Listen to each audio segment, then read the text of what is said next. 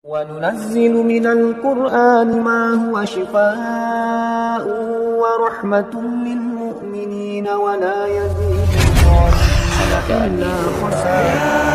يَا أَيُّهَا الَّذِينَ آمَنُوا ادْخُلُوا فِي السِّلْمِ أشهد أن محمدا. Assalamualaikum warahmatullahi wabarakatuh. Alhamdulillahirrabbilalamin. Assalatu wassalamu ala asrafil anbiya'i wal mursalin wa ala alihi wa sahbihi ajma'in, amma ba'du. Alhamdulillah, hal ini saya peruntukkan terutama nasihat-nasihat ini terutama kepada tim-tim saya, alumni RSA Ruqyah Syar'iyyah Aceh yang bergerak dalam bidang ruqyah yang syar'i, ya. Hendaknya di dalam ruqyah, nasihat saya secara pribadi, hendaknya dalam ruqyah jangan terlalu banyak berdialog dengan jin, ya. Ada 3 hal yang perlu saja didialogkan, ataupun minimal 2 hal. Yang pertama, dialog itu hanya sebatas ingin mengetahui akar masalahnya apa. Kenapa kita tanya kepada jin, kenapa kamu masuk kemari, dalam tujuan apa? Hal itu saja. Kenapa kamu masuk kemari, apa salah dia, dalam tujuan apa? Untuk apa kita tanya itu? Karena kita ingin cocokkan sesuai dengan diagnosa awal pada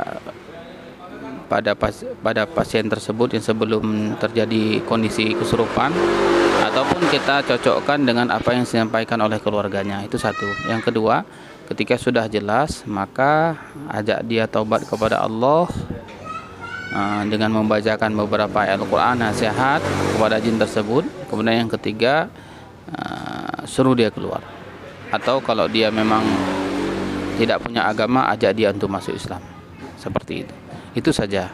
Jadi jangan terlalu banyak bicara dengan jin. Semakin banyak bicara, jin ini terkenal penipu ulung, ya. Jangan nanti macam-macam, ya. Nanti semakin hari semakin banyak kita bicara dengan jin, semakin banyak jin akan menipu kita, menggiring kita kepada hal-hal yang tidak penting. Maka di dalam ruqyah saran saya 3 hal saja. Yang pertama, tanyakan kenapa kamu masuk kemari, apa salah anak ini. Yang kedua, dakwahkan dia.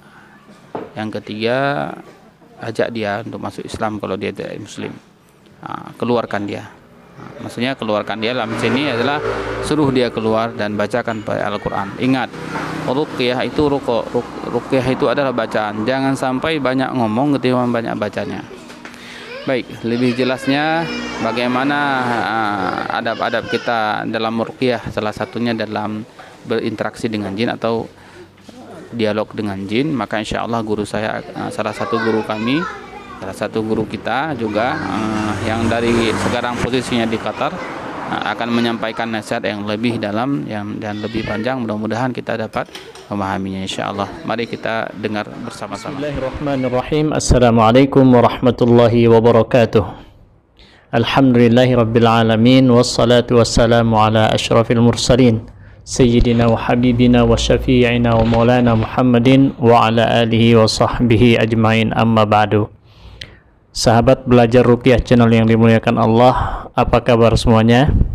Mudah-mudahan antum semuanya tetap dalam keadaan sehat walafiat, panjang umur, murah rezeki, tetap dalam lindungan Allah Subhanahu wa taala. Amin ya rabbal alamin.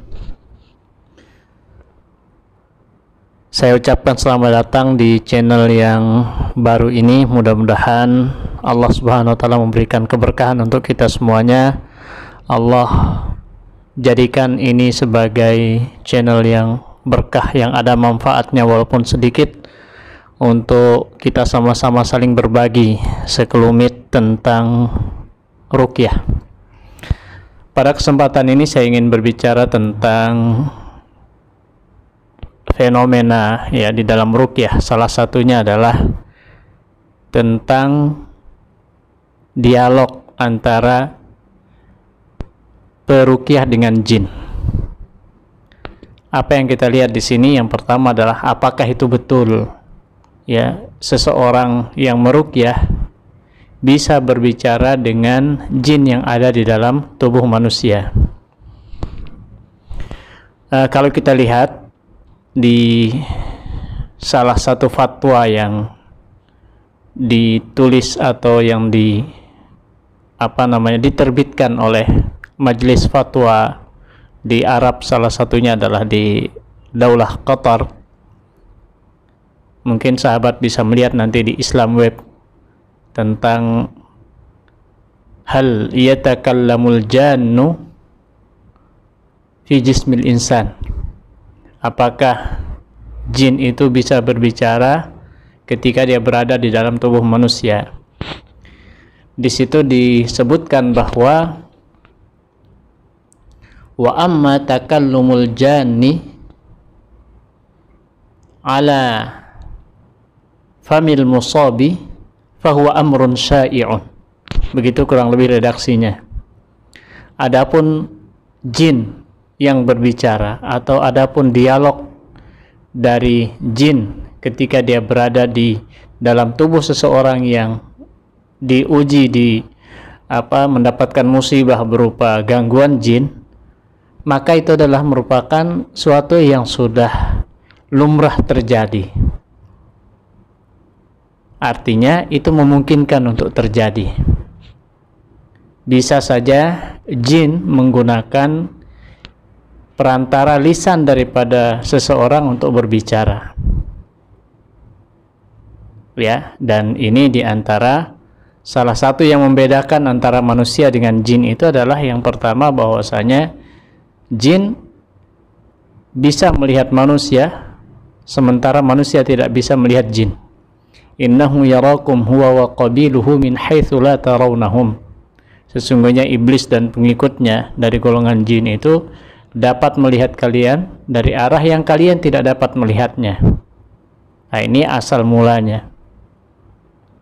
Maka ini yang harus kita perhatikan. Kemudian yang kedua, ya, jin itu dia bisa merubah wujudnya. Dia bisa mengganggu manusia baik dari alam pikirannya maupun masuk secara zatnya, ya, fisik daripada jin itu sendiri. Wallahu alam, seperti apa bentuknya, bagaimananya kan kita tidak tahu. Dan dia itu akan masuk ke dalam tubuh manusia. Dan dia dapat menggunakan lisan manusia untuk berbicara. Dan ini sudah sering ditemukan, ya, oleh tajribah para ahli ruqyah, ya, yang ketika dia berdialog dengan jin. Nah, namun catatannya di sini adalah yang pertama yang harus kita perhatikan ketika manusia berdialog dengan jin. Kita katakan peruqyah ketika dia berdialog dengan jin, ada hal-hal yang perlu untuk diperhatikan. Yang pertama, bahwa dialog itu adalah lebih kepada bagaimana memudahkan supaya jin yang ada di dalam tubuh itu keluar dari tubuh manusia. Kemudian yang kedua, jangan sampai kita terlalu terpaku terhadap dialog itu sendiri. Jangan sampai terpancing untuk banyak berdialog dengan jin yang ada di dalam tubuh tersebut sehingga lupa terhadap esensi daripada ruqyah itu sendiri, yaitu kita membacakan kepada orang yang terkena gangguan tadi. Yang ketiga, ketika ada ungkapan-ungkapan, ketika ada berita-berita yang dibawa oleh jin yang ada di dalam tubuh itu, kita tidak boleh mempercayai begitu saja. Jangan sampai kita percaya begitu saja. Karena apa? Di dalam hadis-hadis Rasulullah Sallallahu Alaihi Wasallam itu banyak yang diriwayatkan. Salah satunya adalah hadis Abu Hurairah ketika menjaga mal, ya, harta zakat, yang diriwayatkan oleh Imam Bukhari, ya, yang menjelaskan tentang syaitan yang menyamar menjadi pencuri, ya. Di situ menjelaskan bahwa pada ujungnya adalah Rasulullah Sallallahu Alaihi Wasallam mengatakan, ama innahu qad sadaqa wa huwa kadzub.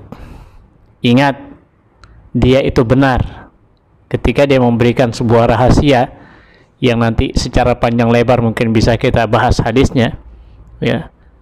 Rahasia supaya tidak diganggu oleh setan itu adalah bacalah ayat kursi setelah atau ketika kita ingin tidur. Bacalah ayat kursi ketika kita ingin tidur. Ini resep yang diajarkan oleh setan pada waktu itu. Kemudian apa? Nabi mengatakan shadaqaka wa huwa kadzub. Di dalam riwayat yang lain yang dikatakan bahwa dia itu benar ketika menjelaskan tentang hal itu, tapi dia itu pendusta, bohong. Nah, maka dari sinilah ya hendaknya para ahli ruqyah ya atau siapa saja yang meruqyah kemudian ada dialog antara peruqyah dengan jin yang ada di dalam tubuh manusia, maka jangan dipercayai begitu saja, karena biasanya akan membawa kabar-kabar bohong, kebohongan-kebohongan.